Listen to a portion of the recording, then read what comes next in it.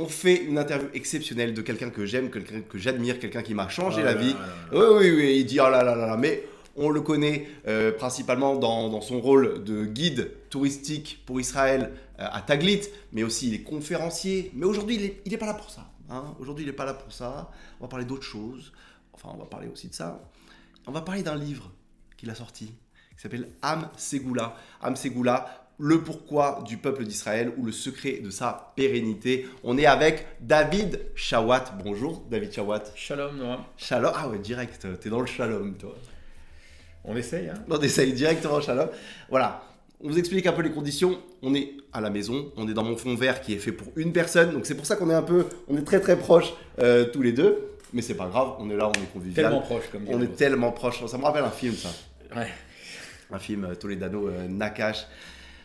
Am Segula de David Chawat, un livre disponible sur Amazon. On tape ou sur Amazon ou même sur... Ah, il y a un site internet, c'est ça? On tape quoi? Livre Am Segula, on tombe dessus. Ah, on tape sur Google Livre Am Segula, on c'est la tombe technologie dessus. aujourd'hui. Ah, c'est pratique les moteurs de recherche. Mais David Chawat, avant de parler du livre, on va parler un peu de toi. Ouais. David Chawat, tu es né le 22 juin 1969, si je dis pas de bêtises. Bah, c'est ce qui est écrit sur la carte d'identité. Donc... Ah oui, j'ai pas demandé la carte d'identité quand t'es rentré à la maison. Hein. 22 juin 1969, soit un mois avant l'alunissage de Neil Armstrong sur la Lune du coup. Donc je suis né sous une bonne lune, quoi. Voilà. T'es né sous une bonne étoile, voilà. Comme on dit. D'ailleurs, le livre commence avec justement la visite de Kennedy sur le centre de lancement d'Apollo, sur le démarrage sur la Lune. Mais quel rapport justement avec Israël? Il faut lire le livre. Ah, voilà. Alors, je vais poser des questions et David Chawat, il va bien. Si vous voulez la réponse, il faut lire le livre. Ben, écoutez, il fait bien sa promo. Il est fort, il fait bien sa promo. Mais on va essayer quand même d'agrémenter quel est le rapport entre la Lune, Neil Armstrong, Kennedy et Israël. On peut commencer par cette première anecdote qui est intéressante. Quand il arrive, il va rencontrer en fait une des premières personnes. Il va rencontrer un balayeur sur le site. Et il va demander à ce balayeur, il voit, monsieur, je vous appelle monsieur Johnson, oui, il dit, qu'est-ce que vous faites? Il dit, j'aide un homme à atterrir sur la Lune. Et ça, c'est un début intéressant pour comprendre que, en fait, c'est pas spécialement important uniquement ce que les gens font, mais est-ce que leur acte, on leur donne un sens? Et même ce bonhomme-là qui balaye, pour lui, il envoie quelqu'un sur la Lune. Ouais. Alors après, il y a d'autres histoires comme ça qui nous font comprendre. Est-ce qu'on est là uniquement pour passer la vie, pour attendre que le monde finisse, ou est-ce que nos actes, ce qu'on fait dans la vie, ils ont un sens? C'est un sens simple, c'est pas de la philosophie, c'est pas des grands mots, c'est est-ce qu'on a un sens comme cette personne-là? Est-ce qu'on a un sens dans nos actes un peu plus grand que notre survie physiologique et la retraite, bien sûr. À 72 ans. Et par exemple, extrapolons, aujourd'hui, par exemple, moi qui fais ton interview pour ce livre, quel sens je pourrais donner à mon interview pour ton livre? Est-ce que là, je suis en train de dire que je vends des milliers de livres sur Amazon? Je pense qu'aujourd'hui, voilà, la suite de l'histoire, c'est en fait une histoire populaire qui raconte que le roi Salomon Shlomo est arrivé sur le site où on construisait le temple, et puis il voit 4 tailleurs de pierre en train de tailler des pierres de l'enceinte du temple. Il dit au premier, qu'est-ce que tu fais? Il dit, moi je taille des pierres. Il dit, qu'est-ce que tu fais? Il dit, moi je taille une pierre du temple. Et le troisième, il dit, qu'est-ce que tu fais? Il dit, moi je gagne ma vie en taillant des pierres pour ma famille. Et le dernier, il dit, moi j'aide les gens à se rapprocher de Dieu. Ah, voilà. C'est-à-dire qu'en fait, on peut, à part notre côté physiologique, avoir autre chose dans la vie. Et je pense que si on parle aujourd'hui beaucoup de bonheur personnel, de bien-être personnel, etc., si on arrive à comprendre peut-être des choses qui sont plus grandes que nous, nos actes qu'on fait tous les jours, ils ont un sens un peu plus large. Et nous, on a une grande chance, la vérité. C'est que nous, on a une histoire déjà assez incroyable. On est un peuple assez incroyable. On a un peuple qui survit depuis 2000 ans. Et manifestement, s'il survit depuis 2000 ans, il doit bien avoir une raison. Et on va essayer peut-être d'essayer de comprendre que est-ce que ça a un lien avec mon bonheur de tous les jours dans ce qu'on fait? Oui. La réponse. Et oui. Non, alors c'est pas la peine. D'accord, on va au cinéma. Allez. Et voilà, moi justement, ma contribution, c'est d'emmener ce livre sur la Lune grâce à cette petite interview faite à la maison. Donc voilà, c'est ma contribution. On va l'envoyer sur la Lune, ce livre, dans la stratosphère des ventes d'Amazon. Ce livre, c'est un peu un condensé de tout ce que tu expliques lors de tes voyages à Taglit, lors de tes voyages que tu fais. Pas que à Taglit, parce que je sais que tu guides des personnes juives et des non-juifs. Est-ce que tu peux... On va dire comme ça, je devrais dire maintenant, écrire un livre, ça a été toujours un rêve de gosse. Ouais. Non. Toi, t'es pas marketing, toi, t'es pas dans le... Non, c'est, nous, on est dans la famille, on sait parler, on aime bien parler, écrire, non. Ah, d'accord. Okay. Nous, on parle plus. Alors voilà, déjà, c'est un livre audio, en fait. C'est un livre audio. En fait, à l'intérieur, il y a des oreillettes, vous les mettez, et directement, il y a David Chawat qui vous parle. Tout le monde me dit, mais en fait, t'as jamais écrit des articles qu'on voit, il y a des gens qui écrivent des posts, qui écrivent des articles, ils ont là l'écriture facile, moi non. En fait, j'enseigne depuis des années dans un séminaire. Et bon, effectivement, j'avais des cours que j'avais préparés, etc. Et pendant que j'enseignais dans un des cours, il y a mon papa Zichron Livracha qui est décédé pendant le cours. Je lui dis, c'est à sa mémoire, je vais faire une petite brochure.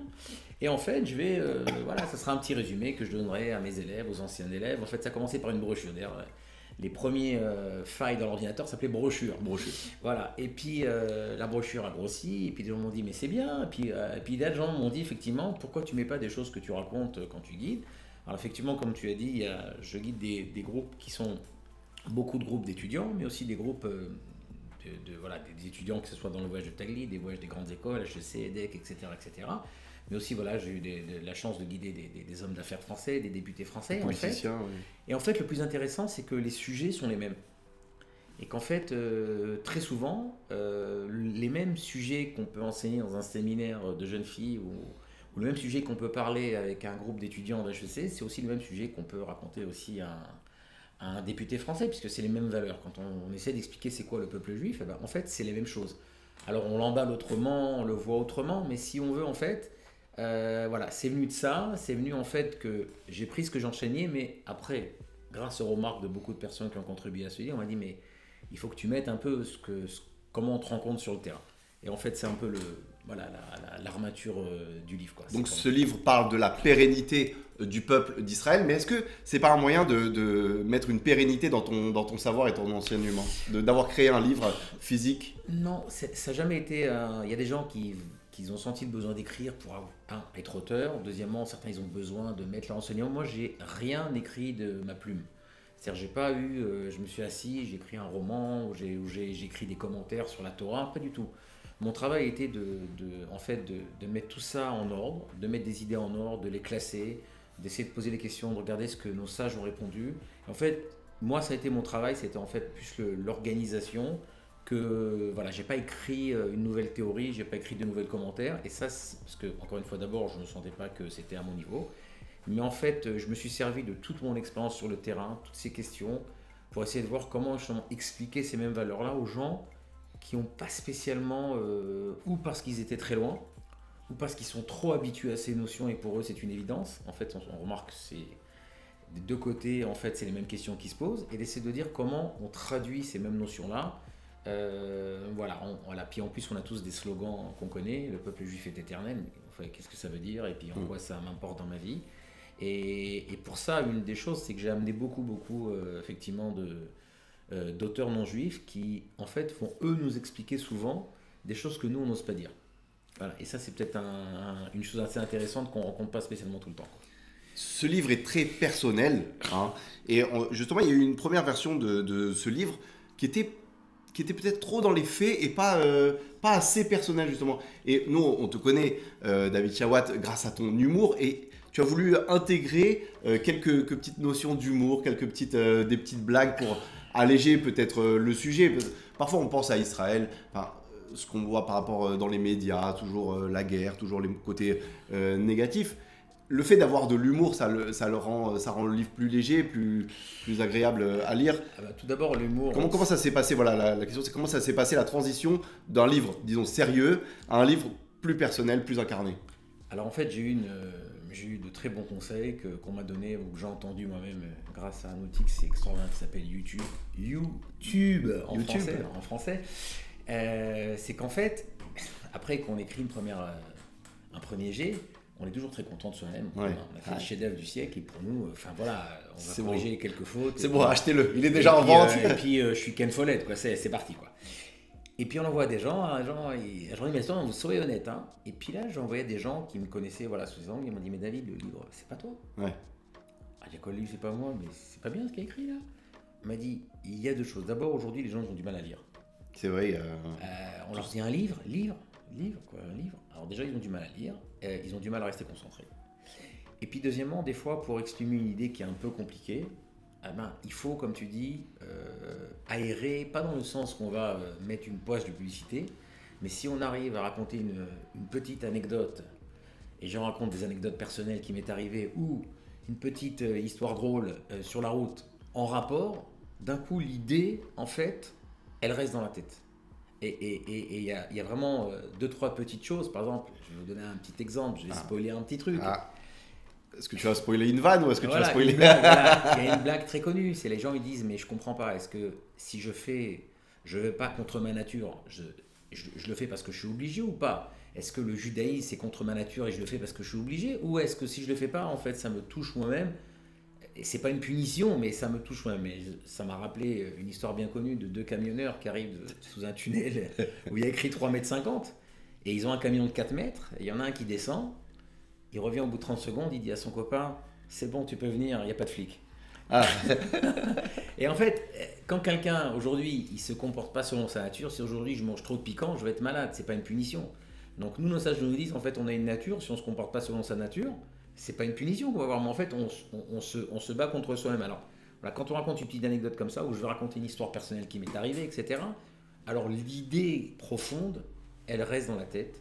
Ça, c'est un. Et deuxièmement, on m'a dit, mais il faut arranger pour poser des questions, faire des résumés. Il faut tout le temps que dans le livre, on suit. Par exemple, certaines personnes m'ont dit, dans les livres aujourd'hui, on ne met pas des phrases en gras. Ça se fait pas. Ça se fait plus, oui. J'ai demandé, les gens m'ont dit, n'écoute personne. N'écoute personne, mets des phrases en gras. Parce qu'aujourd'hui, les gens, ils ont 1 minute et demie d'attention. Et quand des fois, ils voient une phrase en gras, s'ils ont loupé le truc, ils voient la phrase en gras, ils disent, ah, ok. Alors encore une fois, c'est pas selon les critères de l'académie. Mais quand on essaie d'attirer, d'attacher quelqu'un, c'est souvent plus important d'arriver selon ce qui doit être et pas selon des critères que quelqu'un a décidé, parce que l'académie a dit qu'on ne faisait pas de phrases surfaites. Alors c'est pas comme dans les livres à l'américaine où il y a des c'est un peu un livre aussi de développement personnel, il y a aussi beaucoup de ça. Dans le sens qu'aujourd'hui, effectivement, nous on croit dans le judaïsme que le développement personnel il passe par la personne qui nous a créé. C'est de la manière que quelqu'un il a créé une machine, il nous donne un mode d'emploi, il dit voilà, vous voulez bien vous servir de la machine. Et c'est toujours très très drôle de voir des gens qui ne savent pas se servir beaucoup d'un portable et il voit un ami qui fait un truc, il dit mais c'est quoi le portable que tu as? Il dit c'est même que toi, mais comment tu arrives à faire ça? Et il dit ben non, mais tu fais tac tac tac tac tac. On a un ustensile extraordinaire, on a un créateur qui nous a dit voilà, vous avez un mode d'emploi extraordinaire, on se sert toujours des mêmes fonctionnalités. Alors effectivement, ce que tu dis c'est intéressant, mais nous on pense que être relié à son peuple, à son judaïsme, on ne le fait pas parce qu'on a peur qu'on va se faire taper dessus et qu'on va aller en enfer et qu'on n'a pas mis de points pour un monde futur.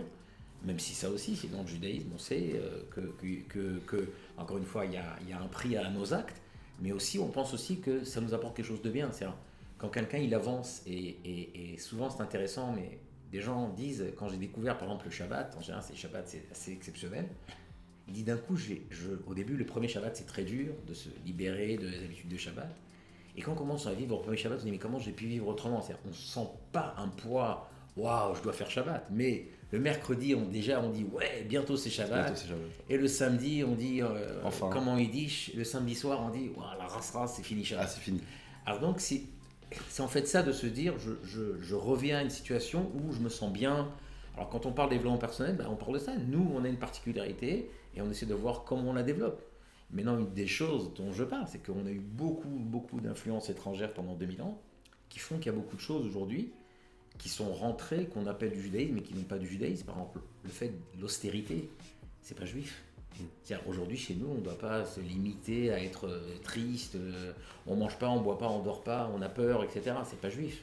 Il suffit de regarder tous nos écrits, tout le Talmud. Alors, on ne doit pas être, comme ça, on va dire comme ça, exubérant et ne pas avoir de limites. Mais de notre côté, le fait d'être austère, ça fait partie du judaïsme. C'est pas de chez nous, mais c'est rentré beaucoup dans le judaïsme. 2000 ans dans le monde chrétien, ça fait son travail. D'autres choses. Chez nous, la sainteté, par exemple, ce n'est pas se détacher de la vie.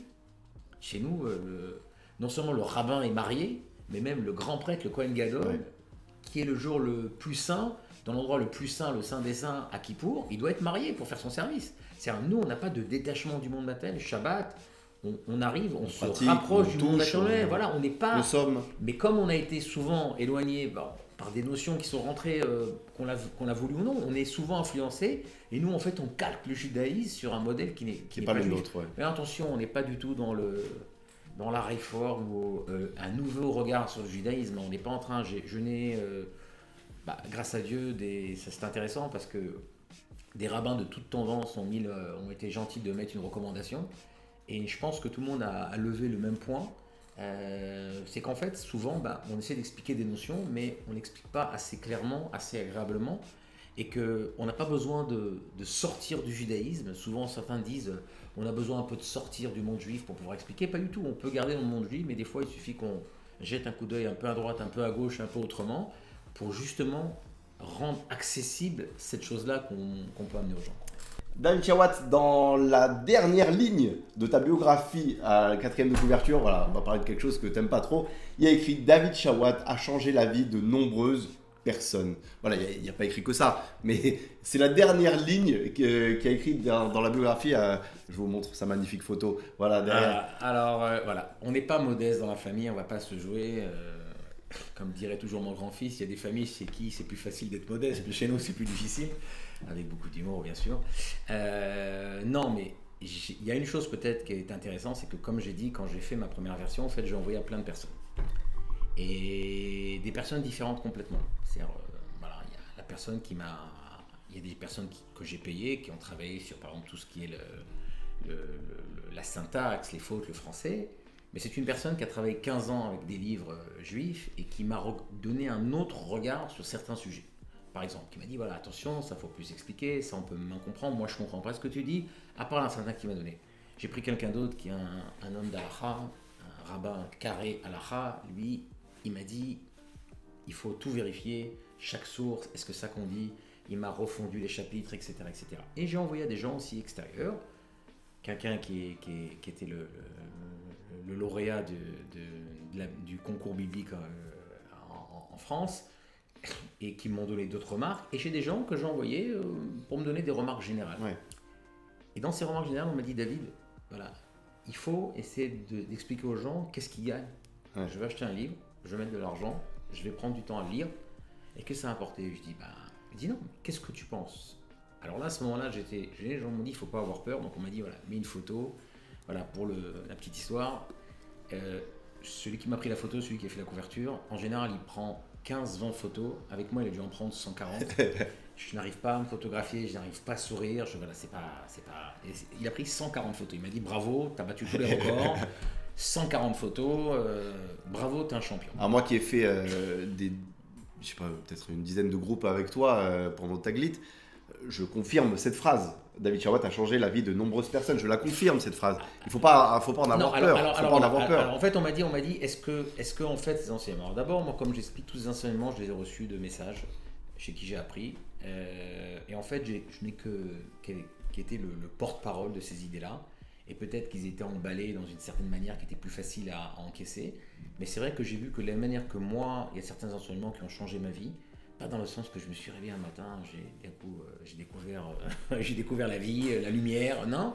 Mais au fur et à mesure, on prend plus conscience de certaines choses. Ouais. J'ai eu la chance, voilà, toute ma vie, j'étais dans les mouvements de jeunesse au ZI, après j'étais au Bnei Akiva, j'ai fait l'armée, j'ai eu beaucoup d'endroits qui m'ont formé, qui m'ont donné certaines choses que je vois que jusqu'à présent, c'est comme ça en fait que j'ai grandi grâce à ces valeurs-là, ces choses-là. Et souvent, effectivement, quand on montre ça à certaines personnes, les gens se réveillent et disent j'ai pris conscience d'eux. Et je pense que souvent c'est ça qui manque dans les livres d'approche du judaïsme. On nous dit quoi faire, on nous dit ce qu'il faut faire, mais je suis pas sûr qu'à la fin ce livre-là nous amène à vouloir vraiment changer, vouloir vraiment être autre chose. Et d'ailleurs c'est intéressant parce que nos sages nous disent un enseignement est véritablement un vrai enseignement que s'il arrive à faire changer la personne. Sinon, on a entendu une très belle conférence intellectuelle, on a trouvé ça très sympa, mais après, voilà, ça ne nous a rien changé dans la vie. C'est pas quelque chose qui nous a... Alors, on n'est pas là en train de dire la personne va lire un livre, toute sa vie va changer, etc. Mais effectivement, oui, il y a certaines choses qui font que notre regard il change. Et c'est intéressant parce que c'est pas uniquement sur le judaïsme. Je pense que par exemple, le fait de vouloir s'aboutir, de vouloir réussir dans sa vie, c'est une notion très juive. J'en parle, j'explique le rôle de l'effort. Le rôle de l'effort, c'est juif.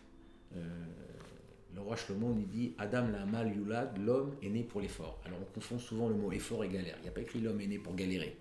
Mais l'effort, il fait en fait qu'on ressort son potentiel. Et tout le judaïsme est là, j'en parle, l'homme, Adam, homme en hébreu, c'est la même racine que Adam à la terre. De la manière que la terre fait ressortir son potentiel, l'homme, il doit faire ressortir son potentiel. Et je pense que c'est très juif ce côté qu'on avance. J'explique aussi pourquoi les juifs, ils sont tellement dans les révolutions, que ce soit des révolutions physiques, des révolutions scientifiques. Pourquoi? Qu'est-ce qui fait qu'ils ont ce drive de pousser? Et en fait, il y a beaucoup de notions juives qui fait qu'on a envie d'avancer. Et c'est intéressant, mais souvent, des élèves à moi, des gens à qui j'ai guidé, m'ont dit on est sorti en fait en se disant on a envie de faire plus de choses dans notre vie. On a envie plus de réussir certaines choses. Et en fait, cet enseignement, c'est pas moi, c'est l'enseignement du judaïsme qui nous demande tout le temps d'avancer. J'en parle beaucoup à propos des influences extérieures. Le monde grec et après le monde occidental qui a été calqué avec le monde chrétien sur le monde grec, c'est un monde figé. Il y a le cosmos. Nous, ce qu'on peut faire, c'est apprendre au mieux comment ça marche et essayer de voir comment on rentre dans ce système-là. Mais le monde, il ne change pas. On ne peut pas influencer sur le monde. Que ce soit la grâce chrétienne ou... nous, on a grandi en Afrique du Nord avec le Mektoub, c'est écrit, on ne change pas notre vie. La majorité des choses, on ne peut pas changer. Alors que le judaïsme est basé qu'on peut tout le temps changer. Non seulement on peut tout le temps changer, mais on doit tout le temps changer. On doit le faire. Ouais. Et donc, c'est non seulement, on va dire comme ça, on parle des bonnes personnes, mais c'est pour ça que souvent, les gens, leur vie a changé parce qu'en fait, ils se sont aperçus qu'ils avaient ce potentiel de pouvoir changer. Avant, ils ne savaient pas. Avant, ils étaient persuadés qu'ils étaient dans leur vie, qu'ils ne pouvaient pas, voilà. Il y en a qui naissent comme ça, il y en a qui naissent comme ça, et d'un coup, quand on découvre que justement ce monde juif, il nous pousse, il nous demande, alors voilà, je raconte à travers des histoires de l'armée, à travers des histoires personnelles, des choses où vraiment il y a eu des changements qui se sont faits parce que les gens ont tout simplement compris qu'ils avaient cette possibilité de changer.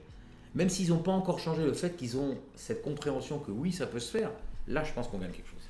David, on pourrait t'écouter parler pendant des heures, mais le mieux, c'est qu'on te lise, hein, évidemment. Il y a une bonne blague juive qui dit l'important, l'auteur juif qui dit l'important, c'est pas de lire le livre.